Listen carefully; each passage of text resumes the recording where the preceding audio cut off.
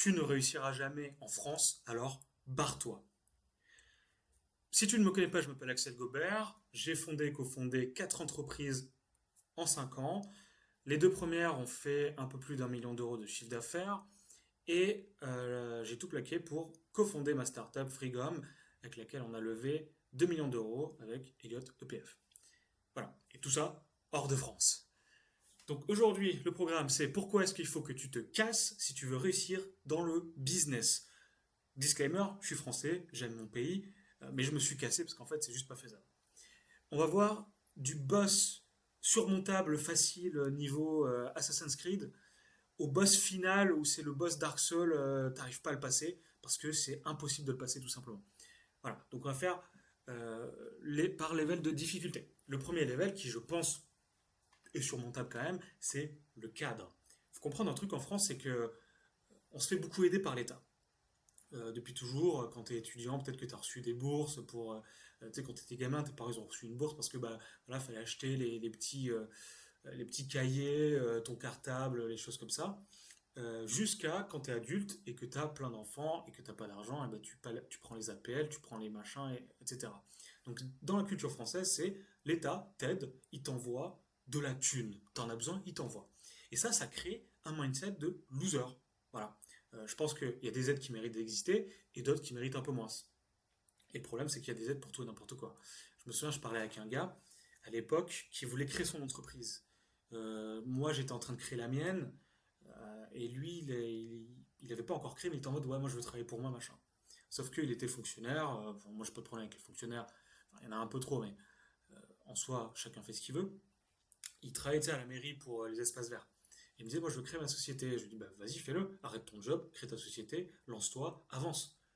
Et il me disait, non, non, il y a un programme qui permet de créer son entreprise. En gros, mon poste, personne ne le reprend à ma place. Je perçois une aide du gouvernement pour créer mon entreprise et j'ai 12 mois pour que ça soit fructifiant. Sinon, bah, j'arrête et je reviens à mon poste que j'étais. Et là, j'ai dit, mais mec, tu peux pas réussir comme ça. Il faut que tu brûles les ponts. Le gars, il me disait, ouais, non, mais je sais pas, machin. Voilà. Ça, c'est en fait la mentalité française. Donc, le cadre, c'est que l'État te materne et donc ça fait toi un branleur. Voilà, tout simplement. Alors, je te vise pas toi forcément derrière l'écran, mais sache que la plupart des gens sont comme ça en France, malheureusement, c'est qu'ils sont maternés par l'État. Ils veulent de la liberté, mais pas de responsabilité. Un autre truc dans le cadre, c'est qu'il y a une grosse importance des banques. C'est toujours le cas. Tu as Richard, artisan en bâtiment, qui a besoin de scaler son entreprise et il va pas chercher à 36 000 leviers. Il va se dire, ok, en France, on a quand même des bonnes banques, ce qui est vrai. Je vais faire du levier bancaire, je vais aller voir monsieur le banquier, je vais m'incliner devant lui en espérant qu'il me prête 500 000 euros pour que je puisse recruter un peu plus, acheter d'autres matériaux, acheter des outils et faire de la pub. Dans le meilleur des cas, hein. La plupart ils ne pensent pas à faire de la pub, mais voilà. Donc il y a quand même grosse importance au niveau des banques, alors que quand tu regardes aux États-Unis, il y a beaucoup de. Bah, c'est eux qui ont inventé tout ce qui est business angel, il y a plein de fonds d'investissement, il y a un écosystème qui est vachement dynamique, les gens ont de l'argent, les gens prêtent de l'argent, investissent. Voilà, alors qu'en France, on compte sur les banques. Ce qui limite quand même le choix en termes de financement. Moi, je me souviens à l'époque, donc c'était en 2019, j'ai travaillé en Angleterre dans un fonds d'investissement pour start-up. Et là-bas, je me souviens qu'ils avaient un écosystème, donc tout part de l'État évidemment, parce que on est dans une logique un petit peu plus, une logique keynésienne de l'économie. Donc bah, l'État a un gros rôle à jouer.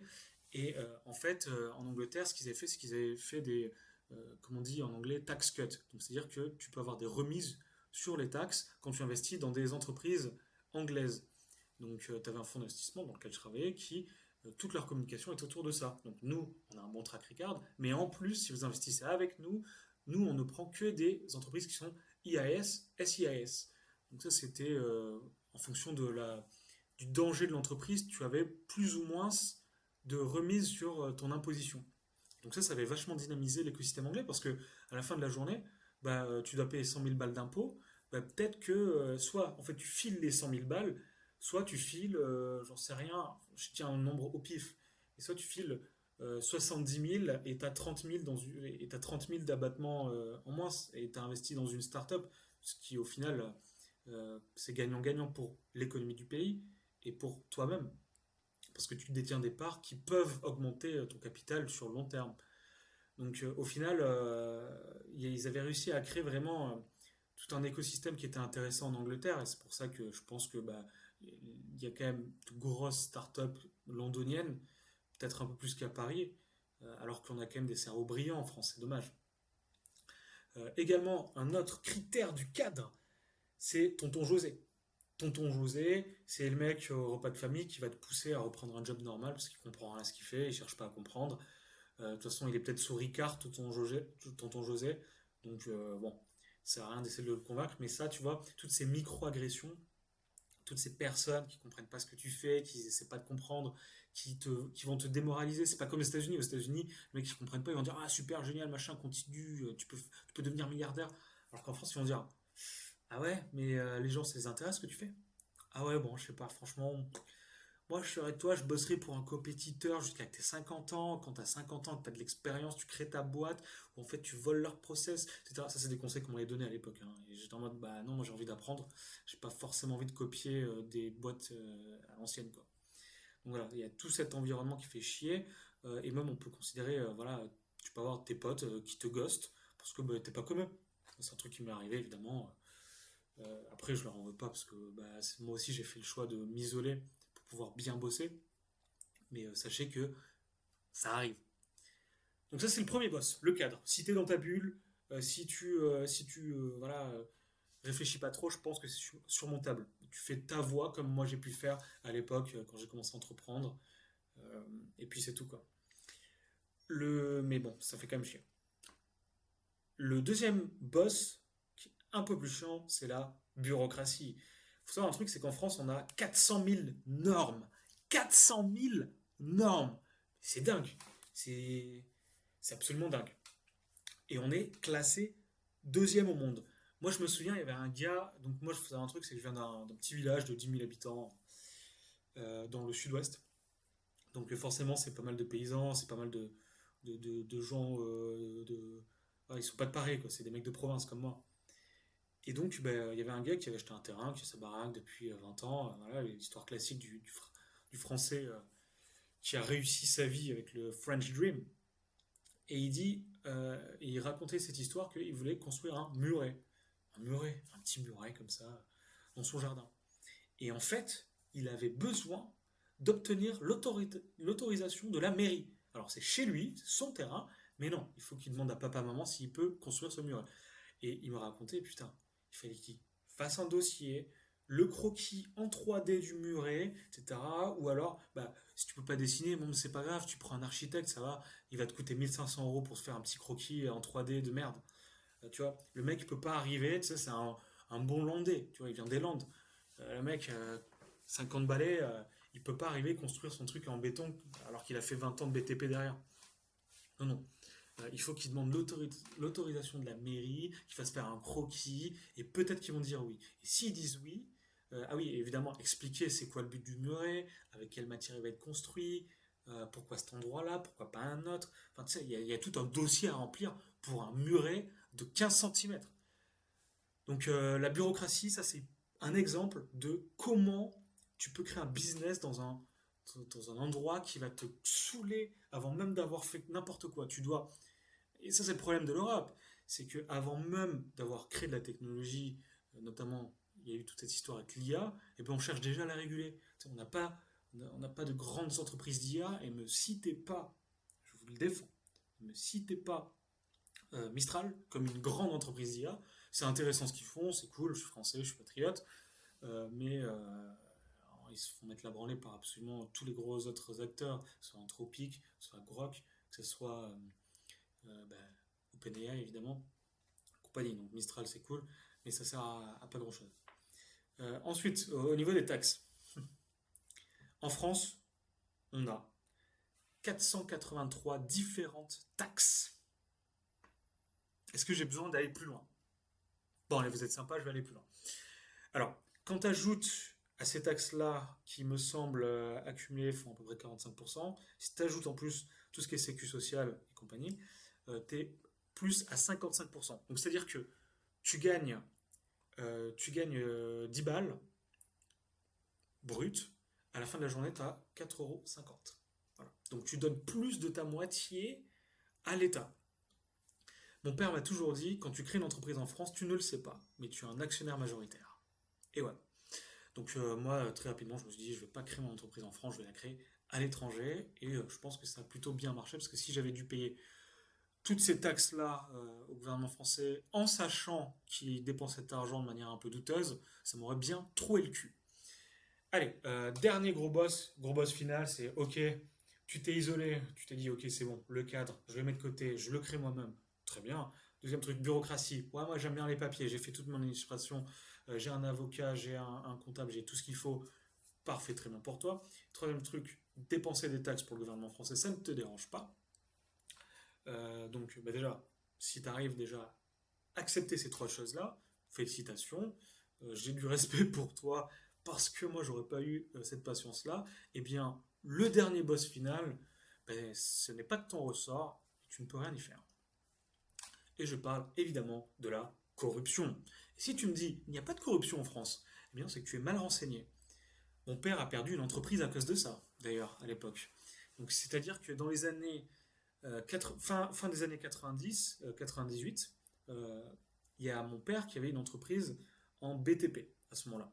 Une grosse entreprise sur Toulouse, enfin une grosse, une, une qui est en train de s'étendre, où on employait des dizaines de personnes, où on avait un bon chiffre d'affaires je sais pas combien, mais peut-être enfin, plusieurs millions, je crois, de francs à l'époque, il me semble que c'était. Enfin bref, ça se passait bien, c'était récent, mais c'était en train d'exploser. On avait de plus en plus de marchés, on avait de plus en plus de clients. Sauf que il y a eu le marché le plus important, qui est un marché d'appel d'offres public, où en fait il n'y avait que deux personnes qui ont répondu à l'offre, une entreprise concurrente et mon père, et on a eu le marché parce qu'on était moins cher que les autres. Pourquoi est-ce qu'on était moins cher? Parce qu'en fait on utilisait, donc c'était pour faire une piscine, on utilisait un carreau spécial dans le compétitif. En fait, tu avais genre deux trois fournisseurs et on prenait l'un de nos fournisseurs qui était compétitif en termes de prix et qui était tout aussi qualitatif que les autres. Sauf que c'était une manière un peu différente de fonctionner et les gens ne savaient pas forcément carreler de cette manière. Mais sauf que nous, on avait les expertises, on avait comment on appelle ça, bah, toutes les licences, etc. pour pouvoir le faire. Donc, on avait pu être ultra compétitif en ayant cet avantage sur les autres. Sauf que, ben voilà, en fait, il y avait le pote du maire qui, en fait, c'était son cousin, quelque chose comme ça, qui avait, je sais pas si c'était le maire exactement, mais c'était quelqu'un au comité, qui avait l'entreprise de carrelage, et en fait, il nous avait dit, voilà, votre carrelage que vous avez choisi, il répond aux normes, mais on vous conseille l'autre. Voilà, mon père, il comprend pas forcément que ça veut dire, frérot, tu vas pas faire comme tu veux, tu vas prendre ce qu'on te dit de prendre. Donc il a fait quand même, il a dit, bah non, moi j'ai ça, je sais l'utiliser, et je gagne mieux ma vie comme ça, donc je vais faire ça. Sauf que euh, tous les soirs, quand il se faisait du volet du matériel, donc quand il arrivait le lendemain, il y avait des dégâts sur les chantiers, il manquait des carreaux, il devait recommander, donc il perdait de la marge à chaque fois, etc. Et à un moment donné, donc il a tout carrelé. Pas parfait, parce que bah, évidemment, il y a des normes très strictes pour les piscines municipales, et c'était parfait. Et l'État, enfin la municipalité, déclare que ce n'est pas bien fait. D'accord? Donc ils sont en litige, ils font venir un expert. L'expert, devant donc, le représentant de la mairie et devant mon père, atteste que c'est bien fait. Il dit, écoutez, le mec dit ça devant mon père. Il dit, écoutez, je veux pas savoir ce qu'il y a entre vous. Pour moi, c'est parfait. Maintenant, si vous avez des trucs à régler, c'est pas avec moi qu'il faut voir. Ah bon? Bah, je savais pas qu'on était dans un pays en République bananière, en fait. On est en France. Et donc, bah, il y a une procédure qui s'est faite. On s'est pas fait payer, évidemment. Et vu que c'était le plus gros chantier qu'on avait eu, bah, on a dû mettre la clé sous la porte. Parce qu'on ne peut plus rien payer, tout simplement. Donc, on nous a coulé une boîte. Ma grand-mère bossait. Enfin, là, je vous raconte toute la vie, mais ma grand-mère bossait à la comment ça s'appelle, conseil régional. Donc elle a un peu, après coup, elle a essayé de voir avec des connexions, elle a pu avoir le directeur des appels d'offres, et le mec lui a dit, il a dit à mon père quand il a eu un rendez-vous, il a dit, ah, excusez-nous, On ne savait pas que c'était vous. Donnez-nous un prix sur la prochaine appel d'offres et c'est notre prix. Ouah, c'est quand même vachement bizarre. C'est quand même vachement bizarre. Parce qu'en fait, mon père était dégoûté par toute cette corruption. Il était allé au commissariat, le commissaire de police lui avait dit c'est mort en fait. Il a dit en fait déjà il est allé au commissariat pour porter plainte. L'officier lui a dit je peux pas vous prendre, c'est le commissaire. Ok, d'accord. Il faut voir le commissaire. Et le commissaire lui dit ok, j'ai compris ce que vous avez. Un conseil, fermez-la. Comment ça, fermez-la? Fermez-la, vous verrez. Et quelques mois après, ben, des mecs à la mairie de Toulouse se sont fait coffrer pour corruption. Voilà, aussi simple que ça. Donc si vous créez une société en France, sachez que ça peut vous arriver à vous aussi, ça dépend dans quel secteur évidemment. Je pense qu'il y a des secteurs qui sont plus à même que d'autres, comme bah, le BTP par exemple, c'est un très bon exemple. Le BTP, je pense qu'il y a pas mal de maires, il y a pas mal de députés qui doivent se faire des piscines gratos, c'est pratiquement sûr. Donc voilà, barrez-vous de la France si vous voulez réussir, parce que vous serez perdant à la fin de la journée, à part si vous faites peut-être de l'immobilier et si ça vous dérange pas de filer des pots de vin de temps à autre. Moi perso ça me dérange. Je donne aucun conseil financier, je donne aucun conseil d'expatriation, aucun conseil, encore moins des conseils illégaux, d'accord. Je vous dis pas de donner des pots de vin, pas du tout. Moi je vous dis au contraire, expatriez-vous, vous faites une révolution si vous voulez, mais je pense que ça servira à rien. Ciao, à la prochaine.